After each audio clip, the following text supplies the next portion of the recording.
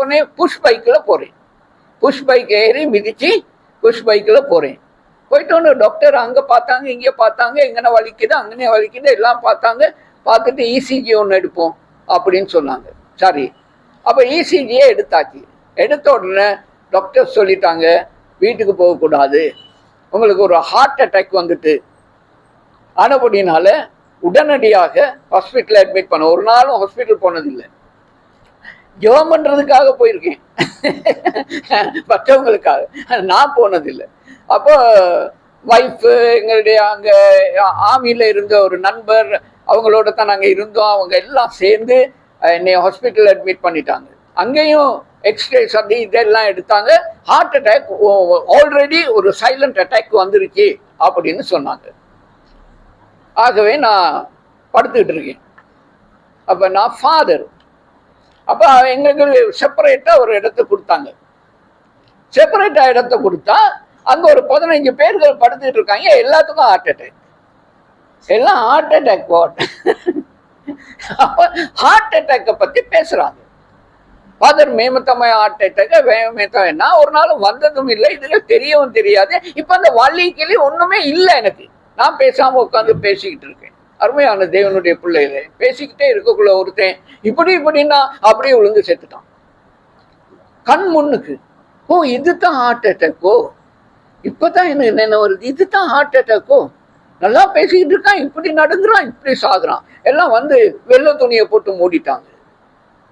அப்ப நான் அவங்களுக்கு கூப்பிட்டு சொன்னேன், இந்த பாடியை எடுங்க, இப்ப ராத்திரியாகவும் நாங்க படுக்கணும். இல்லை இல்லை இல்லை எடுக்க இல்லாது, 24 மணித்தாலும் இப்படித்தான் இருக்கணும். ஐயோ போச்சா. அப்ப எல்லாரும் என்ன செஞ்சோம், தூங்காம கொள்ளாம டெட் பாடியை வச்சு கொண்டு பேசுறோம். அப்ப நான் என்ன பேசுறேன், ஆண்டவர் இயேசு கிறிஸ்துவின் சுவிசேஷத்தை அந்த இடத்துல பேசி கொண்டிருக்கேன். அவன் இரவு இரவாக கர்த்தரை பற்றி நான் பேசுறேன். நான் யாரு, நான் என்ன செய்யறேன், நான் எப்படி வந்தேன், நான் எப்படி ஊழியத்துக்கு அழைத்தேன், ஆண்டவர் எனக்கு என்ன செய்தாரு, எல்லாத்தையும் குறித்து நாங்கள் பேசிக்கொண்டே இருந்தோம். அடுத்த நாள் காலையிலே படியை கொண்டு போயிட்டாங்க. டாக்டர் வந்து ஒரு அருமையான டாக்டர், ஒரு ஜெஃப்னா டாக்டர், அவர் பெரிய லிஸ்ட் ஒன்று கொடுத்தார்.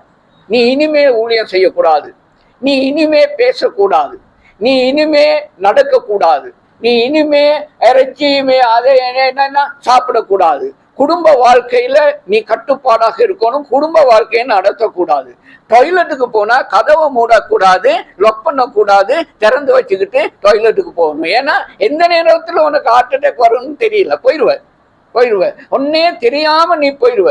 ஆனப்படினால இந்த லிஸ்ட் பெரிய லிஸ்ட் பார்த்தவங்களுக்கு நல்லா விளங்கிடுச்சு, அப்படின்னு நல்லா விளங்கிடுச்சு. சரி, அப்போ மகள் வந்தால், மகள் பைபிள் ஸ்கூல்ல படிச்சுக்கிட்டு இருக்கிறா.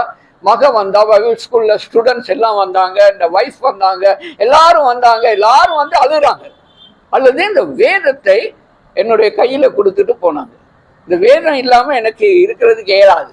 ஆனப்படினாலும் இந்த வேதத்தை கொடுத்துட்டு அழுதுட்டு வேற ஒன்றும் அவங்களுக்கு செய்ய இயலாது தானே, கவனமா இருங்கப்பா அப்படின்னு சொல்லிட்டு போயிட்டாங்க. அப்போ நான் போன உடனே உட்காந்து நான் ஜெபம் பண்ணேன். ஆண்டவரே, ஒரு நாளும் இந்த விதமான அனுபவம் எனக்கு இல்லை.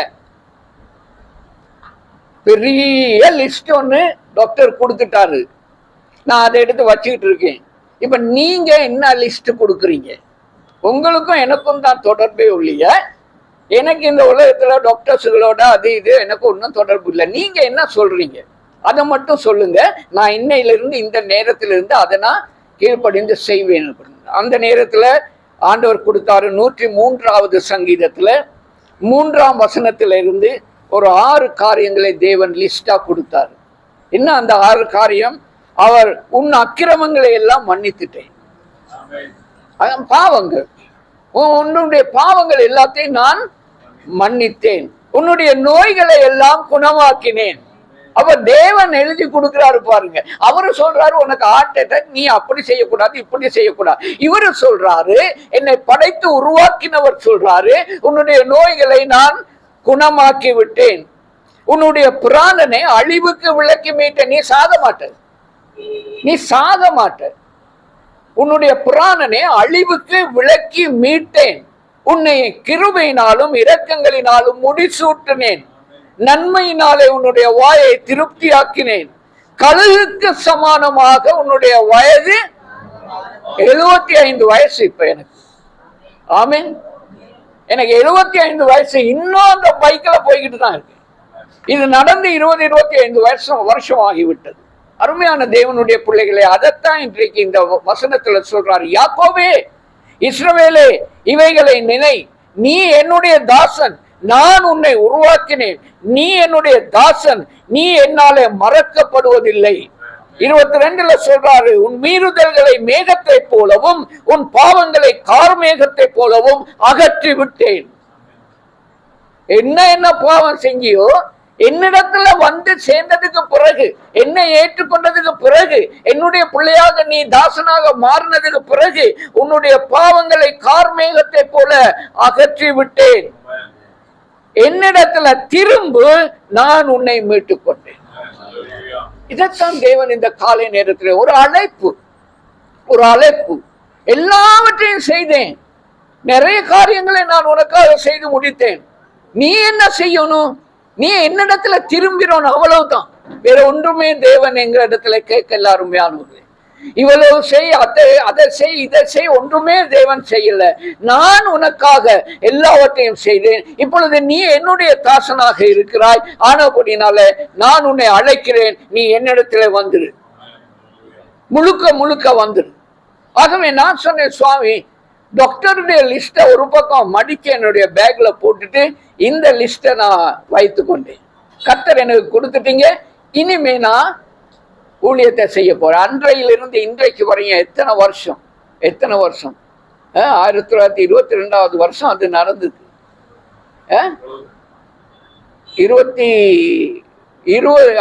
வருஷம் கடந்து போயிருக்கு போல இருக்கு. ஆனா இன்றைக்கு வரையும் ஒன்றுமே இல்லை. அந்த பைக்ல நானும் வைஃபும் போயிட்டு இலங்கை முழுவதும் சுத்தி சத்தம் போடுறேன், இன்னும் சத்தம் போட்டு கொண்டே இருக்கிறேன். ஹல்லேலூயா. ஆயிரக்கணக்கான ஆத்துமாக்களை தேவன் எங்களுக்கு கொடுத்திருக்கிறார். மகனுக்கு தெரியும், ஆயிரக்கணக்கான ஊழியக்காரர்களை ஏற்படுத்தி அநேக சபைகளில் இன்றைக்கு ஆண்டவருடைய ஊழியக்காரர்களை நான் காணக்கூடியதாக இருக்கிறது. ஹல்லேலூயா. ஆண்டவருக்கு ஸ்தோத்திரம். அருமையானவர்களே, தேவன் சொன்னால் சொன்னதுதான். உன்னுடைய நோய்களை நான் குணமாக்குவேன் என்று சொன்னால் அவர் குணமாக்கி விட்டார் என்கிறதை நாங்கள் நம்பி ஏற்றுக்கொள்ளும் பொழுது தேவன் அவைகளை திறக்கிற தேவனாக இருக்கிறார். ஹல்லேலூயா, ஹல்லேலூயா. என்னுடைய மனைவிக்கு ஒரு கண்ணு போய்விட்டது. எல்லா டாக்டர்ஸும், எல்லா ஸ்பெஷலிஸ்டும் அவங்க சொன்னாங்க, இந்த கண்ணை பற்றி ஒண்ணுமே வொரி பண்ணாதீங்க, இந்த கண்ணு இனிமே உங்களுக்கு எல்லாம் இல்லாம போயிட்டு. என்னுடைய வைஃப் இன்னைக்கு வரல, சேர்ச்சுக்கு போயிட்டாங்க. ஆகவே இனிமேல் இதை பற்றி வரி பண்ணாதீங்கன்னு சொல்லிட்டு கைவிட்டதான காரியம். நாங்க ஒன்லி வேற ஒண்ணும் இல்லை. ஜெபமணி ஆண்டவர் சொன்னார், சுவாமி, உங்களால முடியாத காரியம் ஒன்றுமே இல்லை, என்னுடைய ஆபீஸுக்குள்ள ஒரு நாள் வந்து எனக்கு தேத்தனியை கொடுத்துட்டு ஜன்னலை திறந்து பாக்குறாங்க.